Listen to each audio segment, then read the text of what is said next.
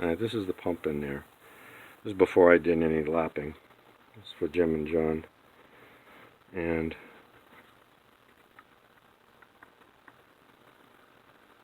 if you can hear it, you can actually hear,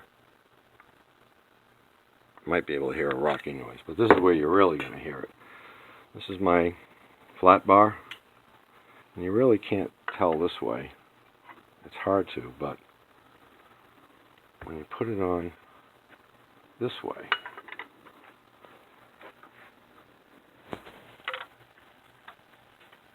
I'm rocking it back and forth.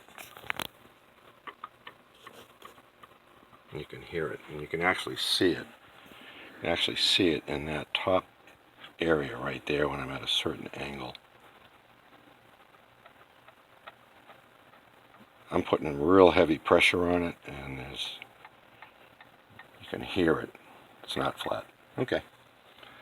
I made myself a plug to protect it when I lap it. I'll push that in all the way. And I'm going to carefully on the bench, off camera, use a bar sander that I have with 180 grit. Slowly taking it off. I'll take some pictures, a little bit of the process at a time. Alright, cool.